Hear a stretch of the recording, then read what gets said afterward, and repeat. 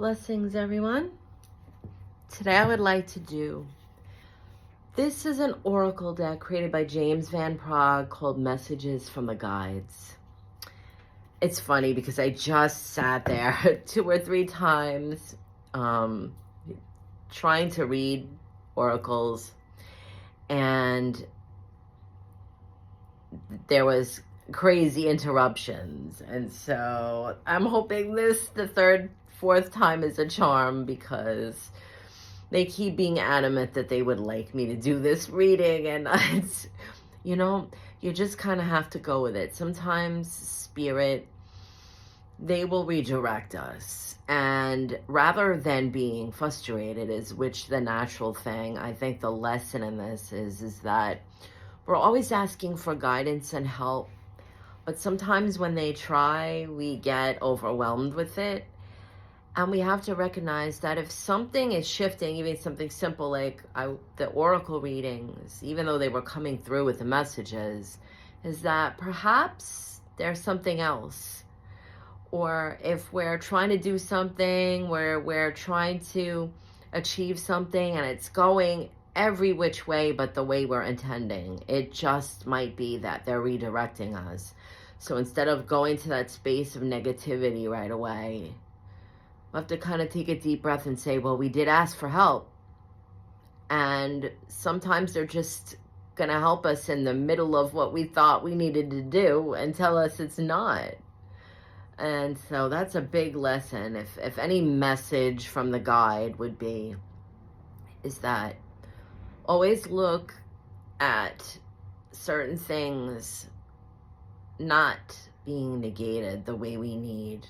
If we're trying to paint the house and it's just not happening, everything is happening, the ladder breaks, the paint isn't right, maybe that's Spirit protecting us from having a terrible fall or having something spill and create a bigger mess. It's always something I try to remember, that when we ask for help, we have to be very open to how they do it. And sometimes it's not going to be what we like because we're looking for a certain outcome, but they know better. And if we trust, that's what this is all about. So first, I would like to say thank you to Source for allowing me to be the medium of light. And I ask all of those willing to guide us in the unseen world to please step forward and help bring a message for the highest good. Thank you. I'm grateful. Now, the first one I always do is to embody and align with the energy of Source. The second is to embody and align with the energy of Spirit, higher self.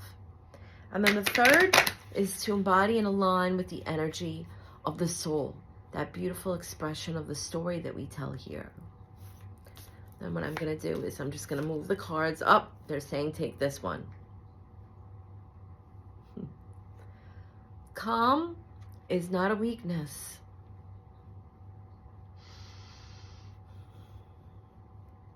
And they also have such an impeccable sense of humor and spirit. They're saying calm is not a weakness.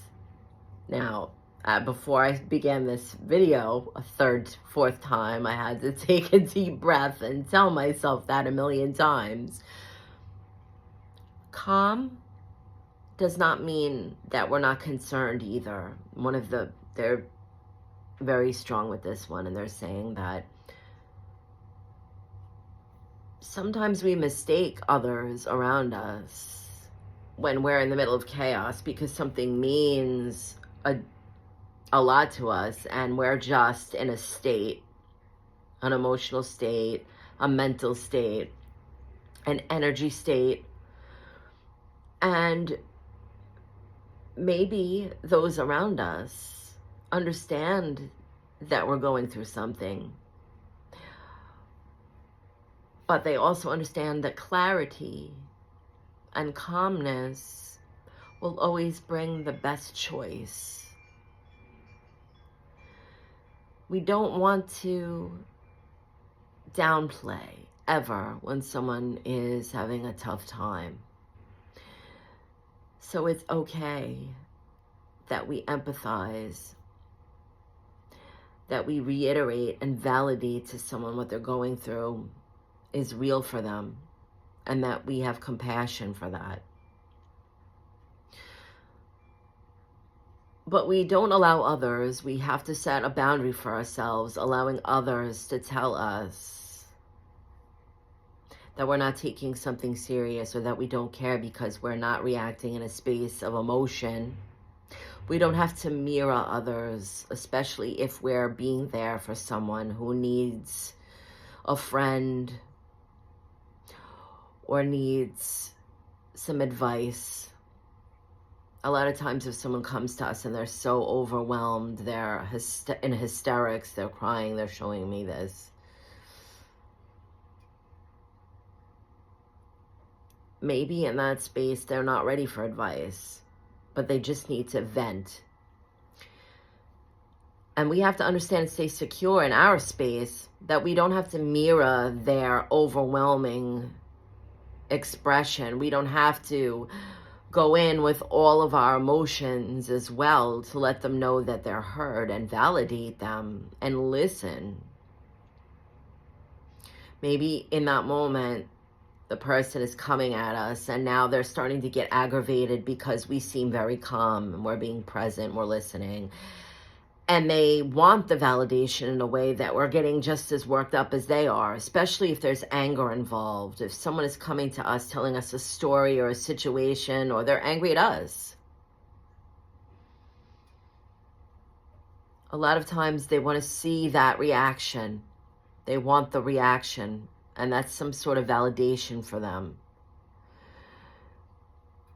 We don't want to interact that way. We don't want to hold the space for someone mirroring what they're feeling. That's just going to expand that energy. We need to be the calm in the storm. We need to be able to allow them their space, to experience their experience, to show them that compassion, to show them the support.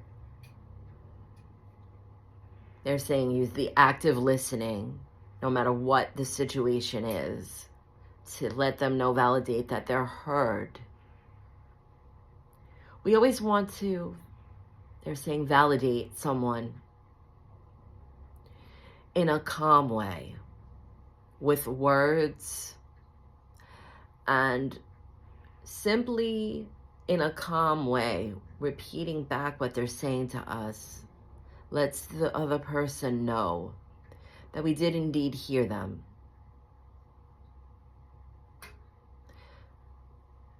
Sometimes we're not going to understand.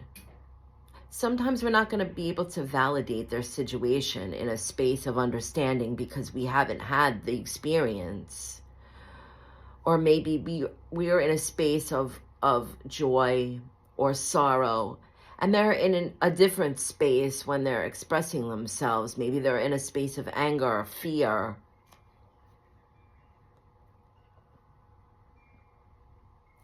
And we don't have to mirror each other to validate and listen and be supportive.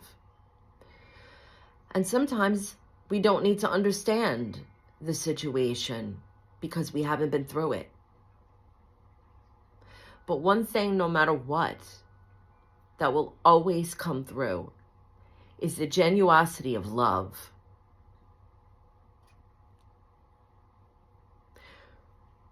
So if we find ourselves in a situation today or any other day, when you find this message, they're saying, the guides, that we are communicating with someone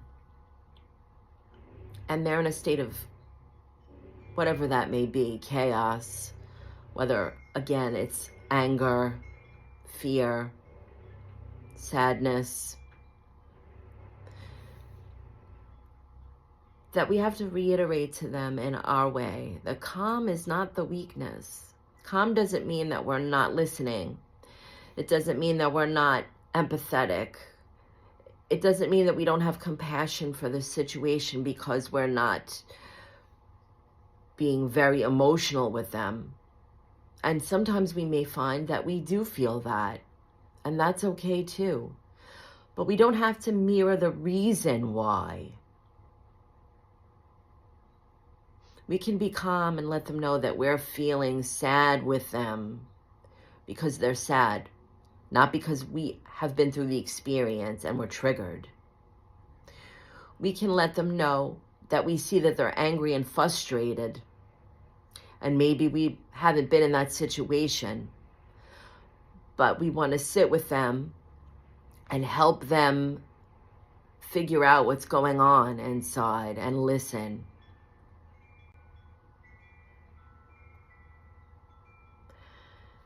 They want us to understand that it doesn't lessen our own experience of anything if we find ourselves in a space of calm and being very present and peaceful through something. Sometimes we surprise ourselves. Sometimes we're able in those moments of chaos to draw on the experience and the wisdom when we've been through other events, even if it's not the same, well, that we know that we've gotten through it. And so we understand that things will work out, maybe not in that very moment, but being present, we're not allowing the emotions to make us decide something or react in a way.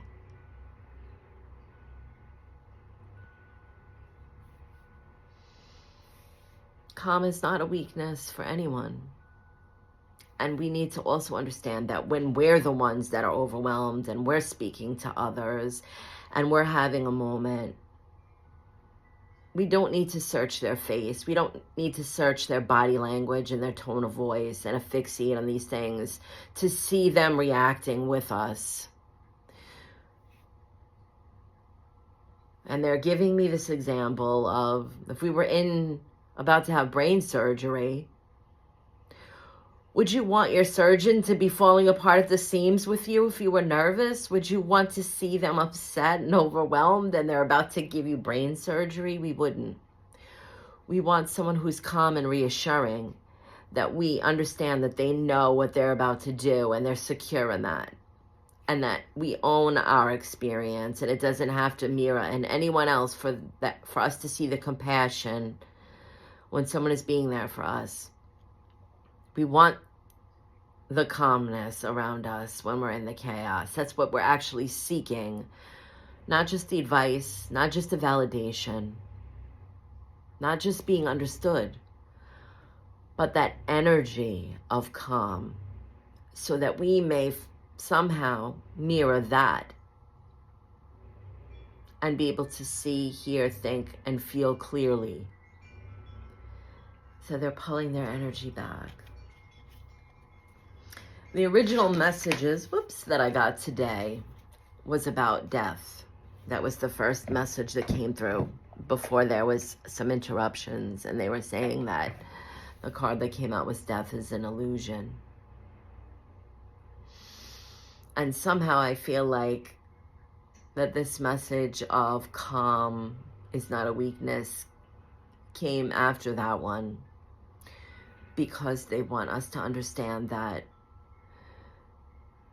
especially when we've lost a loved one and we're going through the grief, that it doesn't dishonor them in some way, and it doesn't hurt them in some way when we finally find our peace, when we've cried all the tears and we're able to just sit with the experience of the loss. When we start laughing at some of the stories we think of, or when we think of them, we're not falling apart at the seams. It doesn't mean that we're not missing them. It just means that we've come to the space of understanding within. And the message they want to reiterate is calm is not a weakness. So we cannot judge, we cannot react to others that are able to hold that space when there's chaos around. It doesn't mean they're detached necessarily. It doesn't mean that they don't have any emotions or feelings towards something. But we have to remember that not everyone expresses things the same. And so if we see someone calm in the middle of a storm, perhaps they understand that everything is going to be okay and they're not reacting. They're centering. Thank you for allowing me to bring this message, everyone. Much love. Beautiful blessings.